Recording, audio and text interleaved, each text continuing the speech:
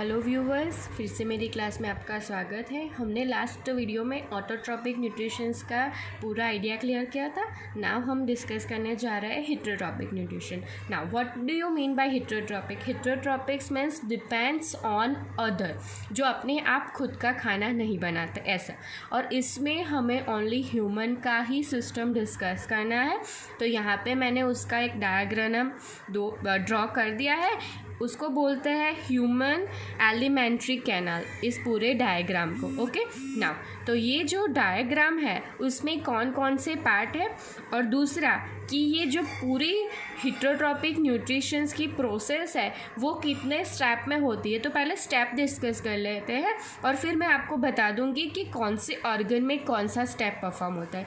ये जो डाइजेशन होता है ह्यूमन में, डाइजेशन मीन्स क्या? Simplification of nutritions. That means हम कोई भी फूड कंज्यूम करते हैं तो उसमें बहुत सारे एलिमेंट्स होते हैं। ऐसा तो होता नहीं है कि ओनली फैट प्रेजेंट हो, ओनली प्रोटीन प्रेजेंट हो, ओनली मिनरल्स प्रेजेंट हो।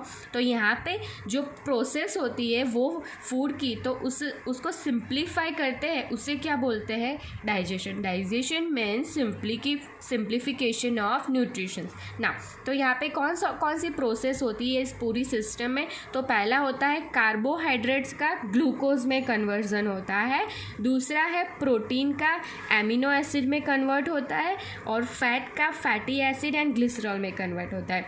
ये हम बाहर से लेते हैं और हमारी सिस्टम ऐसे पार्ट में कन्वर्ट करती है जो कि अंदर के पार्ट्स होते हैं, सेल उसको यूटिलाइज प्रॉपर वे से कर पाए, ऐसे मॉलिक्यूल्स में कन्वर्जन होता है। जैसे कि कार्बोहाइड्रेट का ग्लूकोज में, प्रोटीन का एमिनो एसिड में, एंड फैट का फैटी एसिड एंड ग्लिसरॉल में।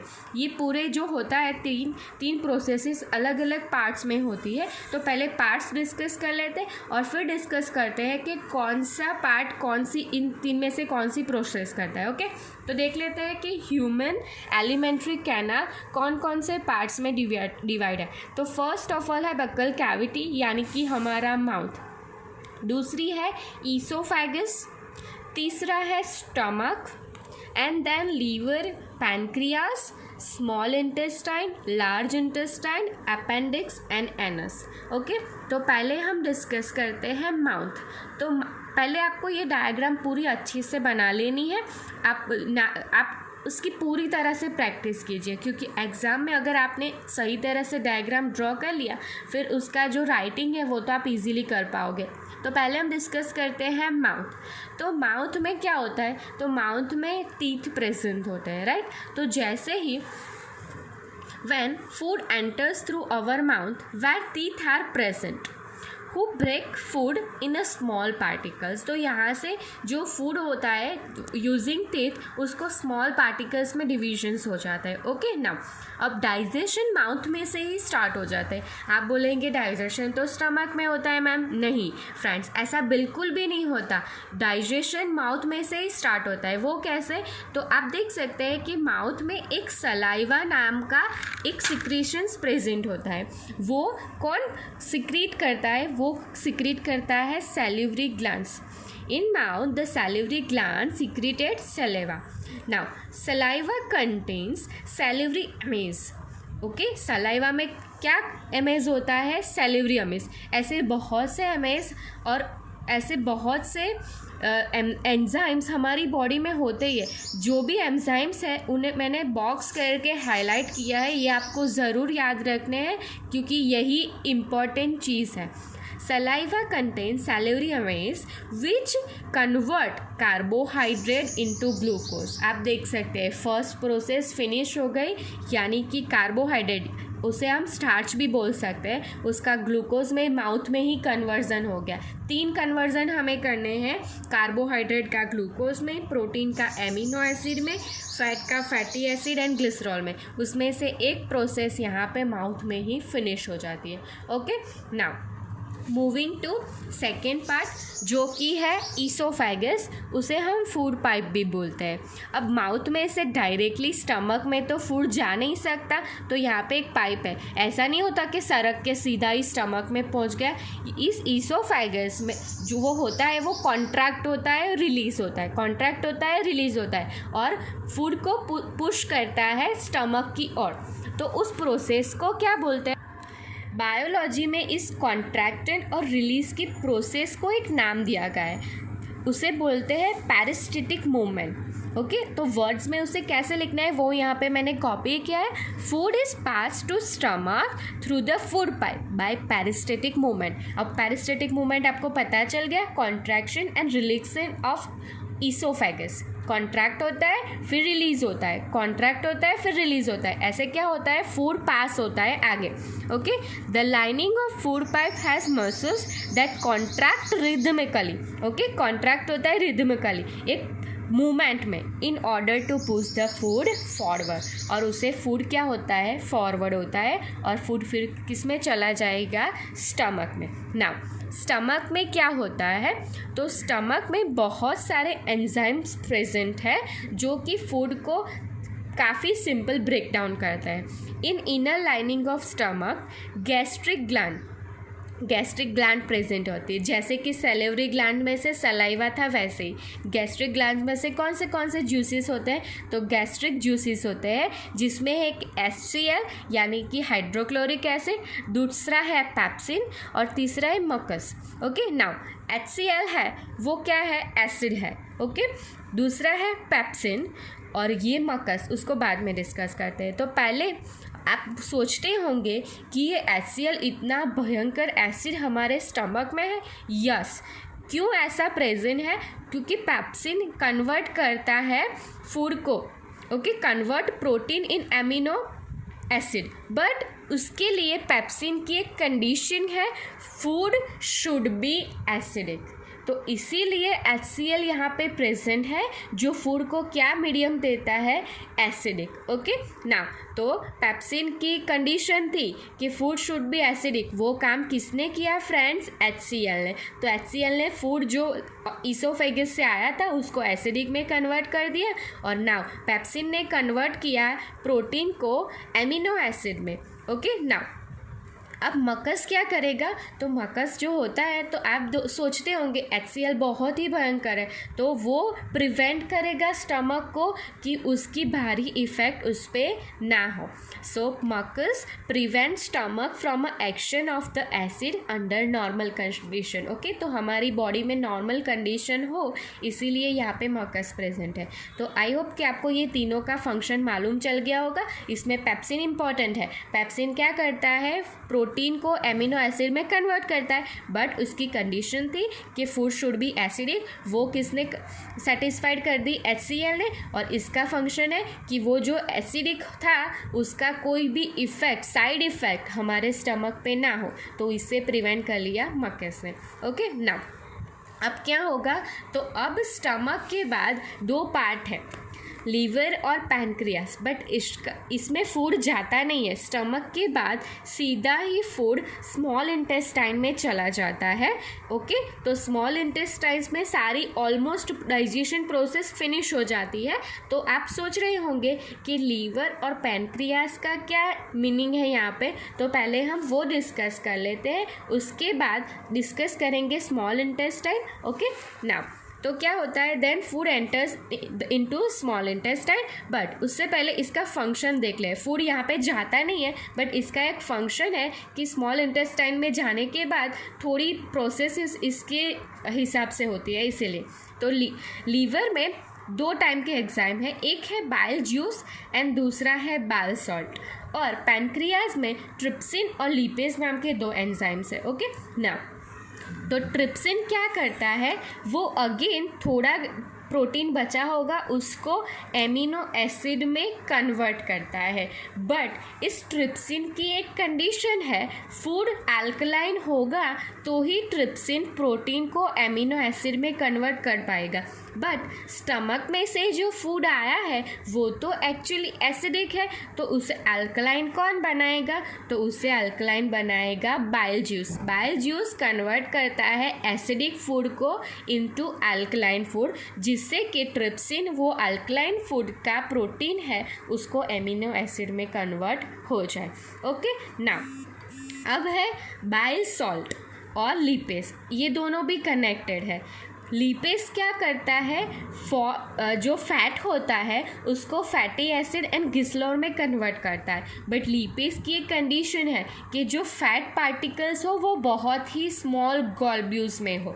ओके, तो बाइल सॉल्ट कन्वर्ट करता है large fat globules into small fat globules. Okay, और इस प्रोसेस को एमल्फिकेशन बोलते हैं। जो लार्ज फैट के ग्लोब्यूल्स है उसको स्मॉल में कन्वर्ट करता है, उस प्रोसेस को फ्रेंड्स क्या बोलते हैं, एमल्फिकेशन। और ये जो स्मॉल पार्टिकल्स है उसको लिपेज यूज़ करता है और स्मॉल फैट के पार्टिकल्स को फैटी एसिड एंड ग्लिसरॉल में कन्वर्ट करता है। ओके, नाउ तो अब हम मूव ऑन करते हैं स्मॉल इंटेस्टाइन की ओर। तो आपको लीवर और पैंक्रियाज में जो जो प्रेजेंट है वो आपको पता चल गया। ये बहुत ही इंपॉर्टेंट है, ये VSQ और थियोरी में भी बहुत ही इंपॉर्टेंट है ना। तो अब क्या होता है स्मॉल इंटेस्टाइन, एक्चुअली स्टमक के बाद स्मॉल इंटेस्टाइन में ही फूड चला गया था, बट जो इम्पॉर्टेंट था लीवर और पैंक्रियाज के जो जूसेस है वो बहुत इंपॉर्टेंट थे। The small intestine is the site of complete digestion of food. Almost सारा ही फूड यहाँ पे डाइजेस्ट हो जाता है। It receives the secretions of liver and pancreas, means liver में जो 2 सीक्रिएशंस थे और पैंक्रियास में जो थे वो दोनों कहाँ पे आ जाते हैं, स्मॉल इंटेस्टाइन में। ओके, और हमने उसका फंक्शन पहले ही देख लिया। आप वो दोनों पार्ट यहाँ भी लिख सकते हैं कि यहाँ पे 2 सीक्रिएशंस आए, वो सीक्रिएशंस कौन से हैं, लीवर में ये 2 है, पैंक्रियाज में ये 2 है। आप वैसे भी लिख सकते हैं और मैंने बताया वैसे भी लिख सकते हैं। तो मैंने आपको पहले ही बता दिया कि वो सीक्रिएशंस आएंगे और क्या काम करेंगे। ओके, तो इससे क्या हो गया, तो आपने देखा कि प्रोटीन का एमिनो एसिड में कन्वर्ट हो गया, कार्बोहाइड्रेट का ग्लूकोज में कन्वर्ट हो गया, फैट का फैटी एसिड एंड ग्लिसरॉल में कन्वर्ट हो गया, यानी कि सारी कन्वर्जन प्रोसेस फिनिश हो गई। Now this digested food is taken up by the walls of a intestine. Okay, ये सारा फूड यहाँ पे डाइजेस्ट हो गया, सारी तीनों की तीनों प्रोसेस कंप्लीट हो गई। अब ये फूड है वो कौन लेगा, तो वो लेगा walls of the intestine. Now अब ये वॉल जो होती है वो एक स्मॉल स्ट्रक्चर होता है उसमें, उसे बोलते हैं villi, finger like structure present in inner lining of a small intestine. अब ये है क्यों, तो अब पहले अगर ऐसा इंटेस्टाइन होता तो एरिया कम पड़ जाता डाइजेशन को एब्जॉर्ब करने के लिए। ओके, ऐसी जो वॉल होती अगर विली नहीं होती तो वॉल ऐसी होती सिंपल, तो एब्जॉर्प्शन का एरिया इतना ही रहता, देखिए इतना ही। बट ऐसा हो गया तो देखिए एरिया भी क्या हो गया, बढ़ गया एब्जॉर्प्शन के लिए, मीन्स ज़्यादा मात्रा में एब्जॉर्प्शन होगा डाइजेस्टेड फूड का। इसीलिए villi like structure, finger like structure present in a inner lining of a small intestine. Okay, which increase the surface area. मैंने वो कंसेप्ट भी आपको क्लियर कर दिया।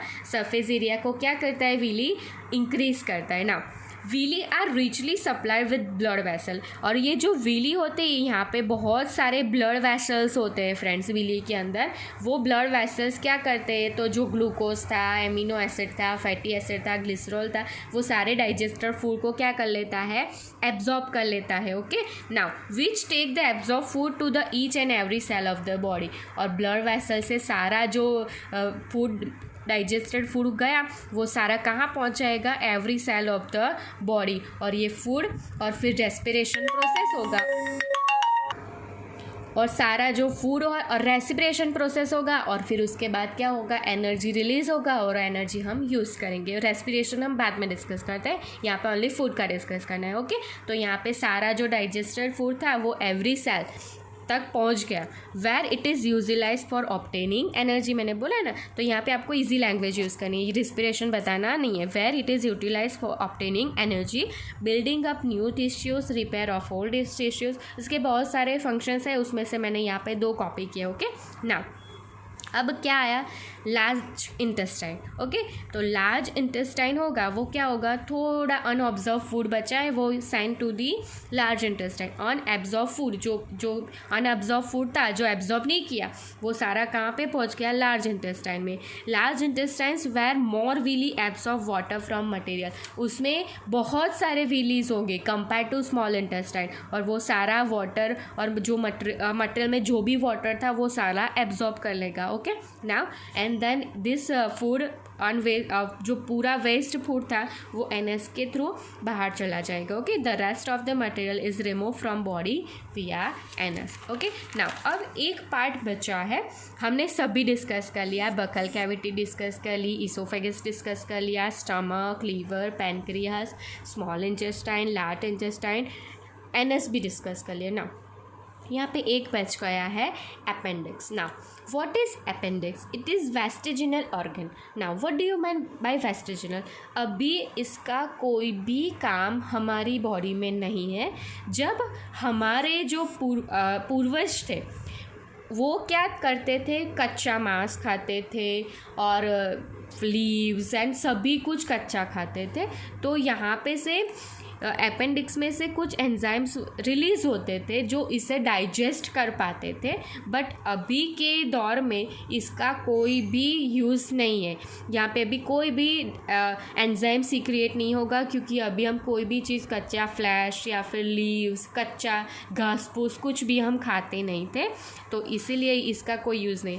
बट यहाँ पे आप सुना होगा किसी को अपेंडिक्स हुआ, तो इस केस में क्या होता है, तो कोई फूड अगर यहाँ पे चला गया, आपने बहुत ही फास्ट खा लिया और अच्छा कच्चा जब चबा लिया तो वो सब यहाँ चला जाएगा और यहाँ पे इन्फेक्शन हो जाएगा.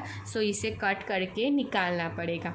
तो अभी इसका कोई यूज़ नहीं है, बट अगर कुछ प्रॉब्लम हुई बॉडी में तो ये प्रॉब्लम क्रिएट कर सकता है. ओके, तो यहाँ पे हमारा हिट्रोट्रॉपिक न्यूट्रिशंस फिनिश होता है. आप यहाँ पहले पूरा डायग्राम कॉपी कर लीजिए, उसकी प्रैक्टिस कर लीजिए.